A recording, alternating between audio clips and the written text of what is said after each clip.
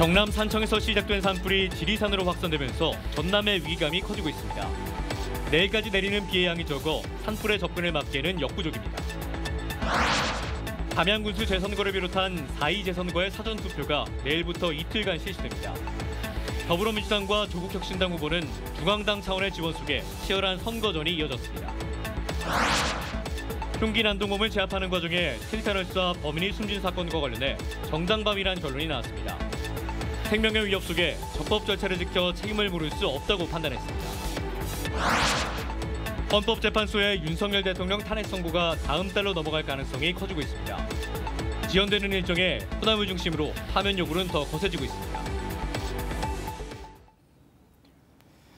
여러분 안녕하십니까? KBC 8시 뉴스 시작합니다. 경남 산청에서 시작된 산불이 지리산으로 확산되면서 전남의 인근 시군에서도 위기감이 커지고 있습니다. 마침 내일까지 비가 예보됐지만 강수량이 적을 것으로 전망돼 산불의 접근을 막기에는 역부족입니다. 임경섭 기자의 보도입니다. 지리산 자락에 자리 잡은 구례 토지면의 한 마을. 검은 연기가 하늘을 뒤덮을 때마다 주민들 가슴은 철렁 내려앉았습니다. 산불로 큰 피해가 난 경남 산청과는 불과 17km밖에 떨어져 있지 않기 때문입니다. 그 연기가 엄청 하늘을 다 덮었거든요. 그래서 이게 좀 위험한 거 아닌가 굉장히 신경 쓰고 뭐 연기만 나도 쫓아가서 불 붙이게끔. 지자체들은 산불 진화대원을 총동원하고 비상근무를 이어가는 등 감시 활동에 집중하고 있습니다. 산불 감시 차량들이 수시로 민가를 돌아다니고 마을회관에는 산불 조심 안내 방송이 이어집니다.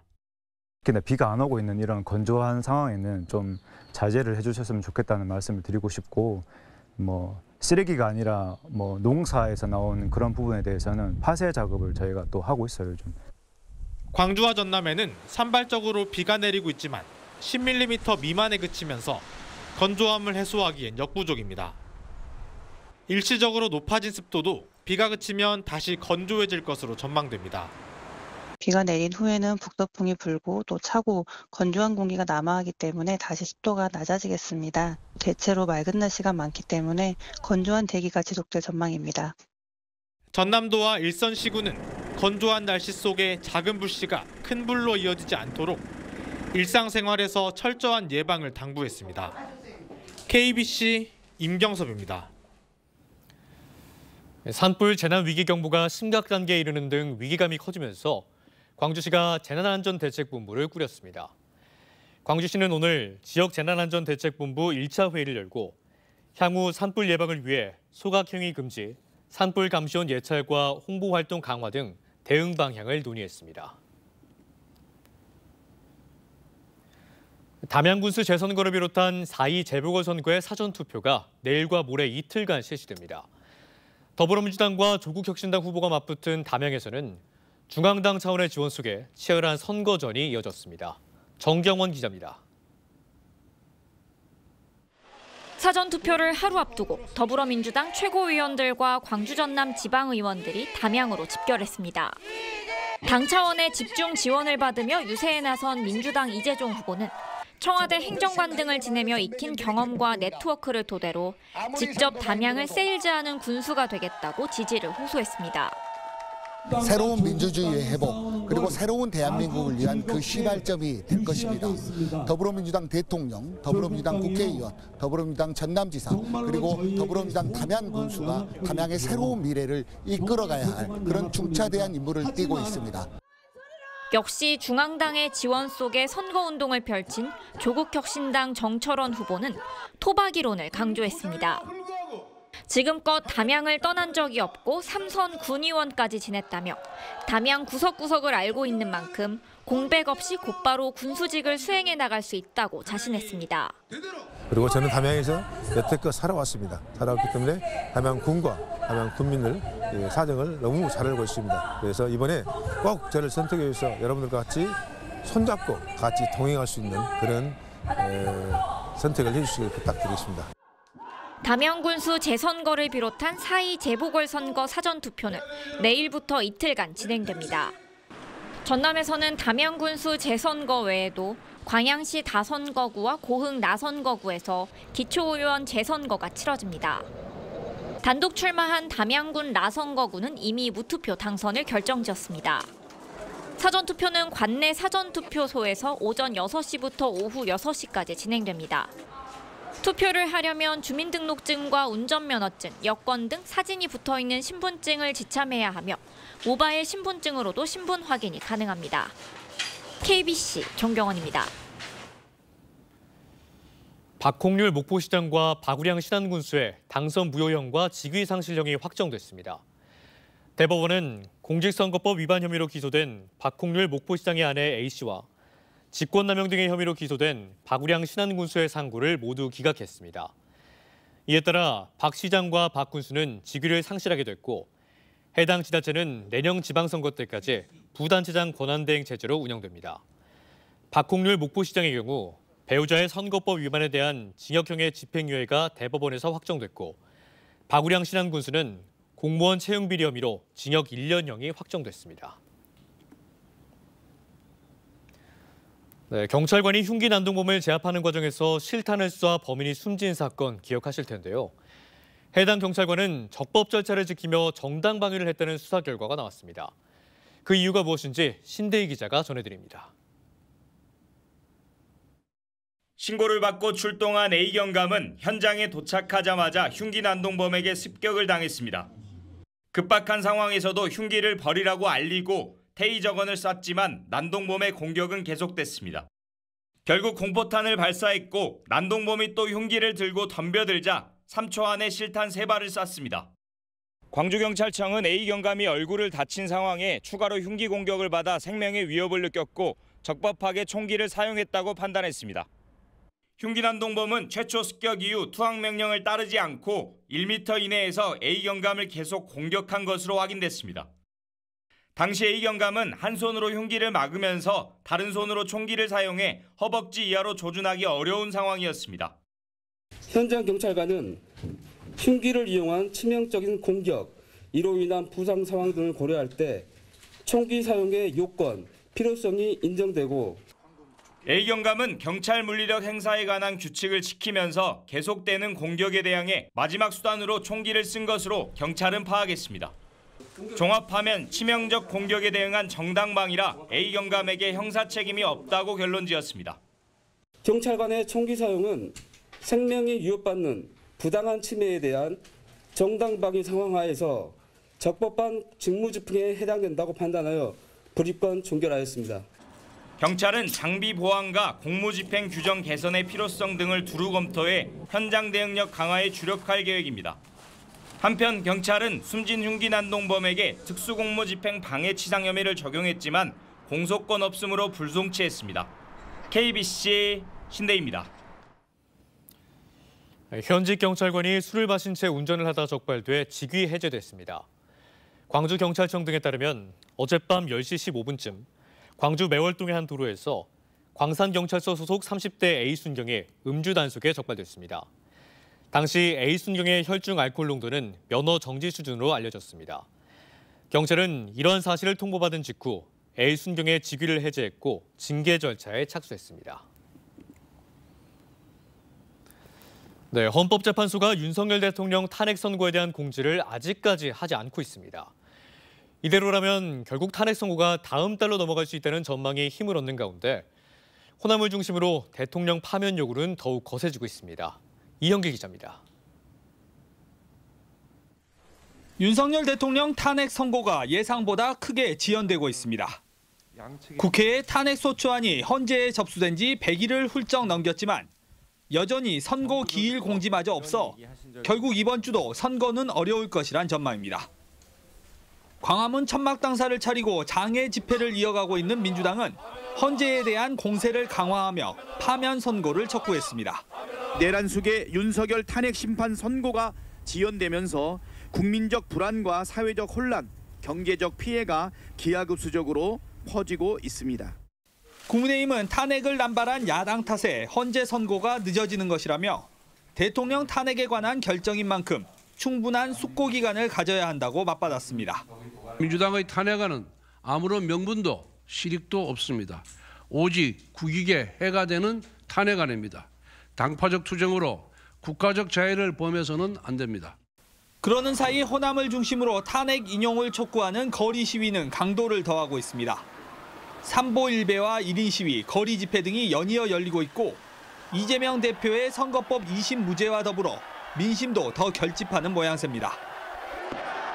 대통령 탄핵 심리 사상 최장 기록을 연일 경신하고 있는 가운데 2명의 재판관이 임기를 다하는 다음 달 중순 이전에는 결과가 나올 수밖에 없을 것이란 전망입니다. KBC 이영길입니다. 민주노총 광주본부가 윤석열 대통령 즉각 파면과 사회 대개혁을 촉구하며 총파업에 나섰습니다. 민주노총 광주본부는 오늘 5.18 민중광장에서 윤석열 대통령 즉각 파면을 촉구하는 총걸기 대회를 연 뒤 광주지법까지 거리를 행진했습니다. 민주노총은 시민 총걸기 대회에도 참석해 하루빨리 파면을 선고하라고 촉구했습니다. 미 복귀 시 재적 방침을 정한 전남대와 조선대의대가 복학 기한을 연장했습니다. 조선대는 학생들을 최대한 복귀시키기 위해 오늘 오후 5시로 정해진 마감 시한을 재적 처리 기준인 내일 자정까지로 연장했다고 밝혔습니다. 지난 24일 복학 신청을 마감한 전남대도 복학을 신청하려는 의대생들의 문의가 이어지자 내일 정오로 마감 기한을 연장했습니다.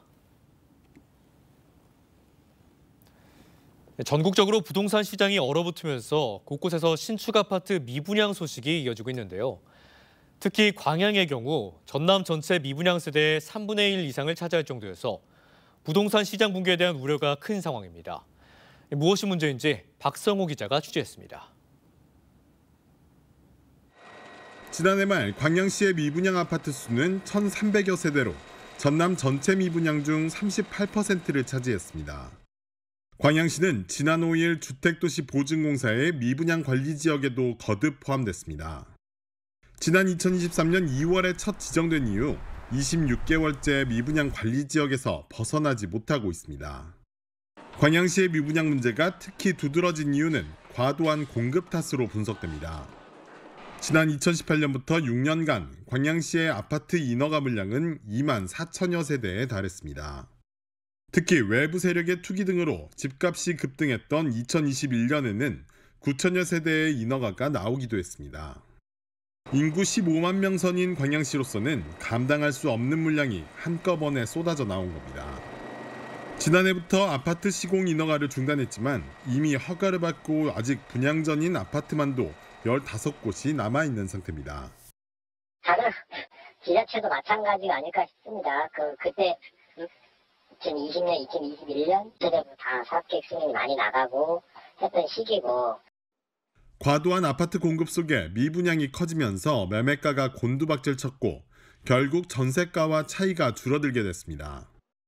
광양의 매매 가격 대비 전세 가격은 지난 2월 기준 84.1%로 전국 평균 68%, 지방권 평균 73.3%를 훨씬 웃돌고 있습니다.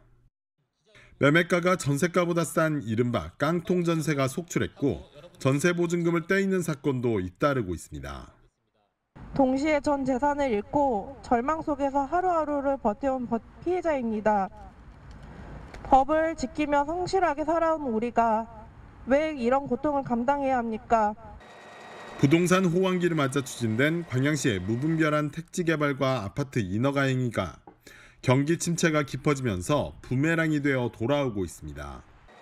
KBC 박송호입니다.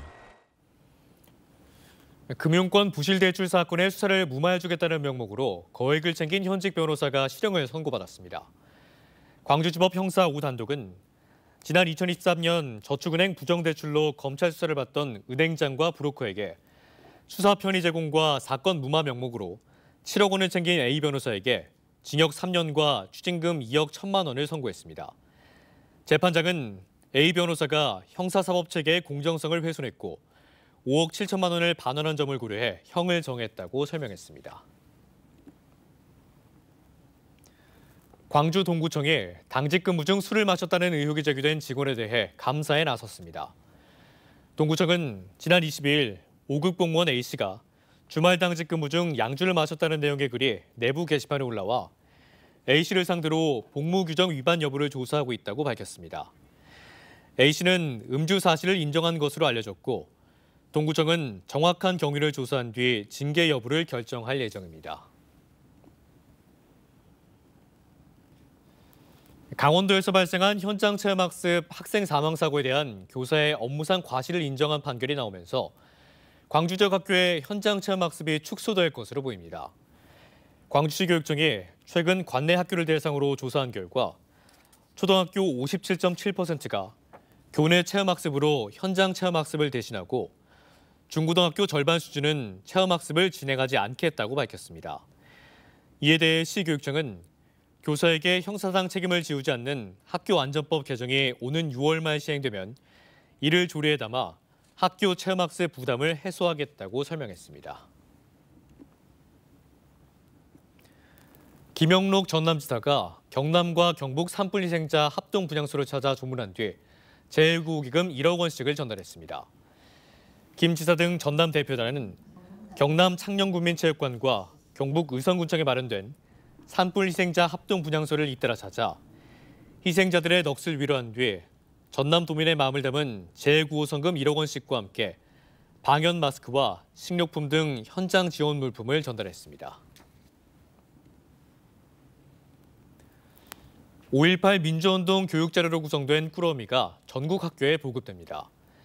광주시교육청은 5.18 주간을 앞두고 보드게임, 입체 퍼즐, 한강 작가의 소설 소년의 온도와 같은 5.18 관련 도서 등으로 구성된 5.18 교육자료를 제작했다고 밝혔습니다. 전국 학교는 선착순 신청을 통해 광주시교육청으로부터 해당 자료를 배부받을 수 있습니다.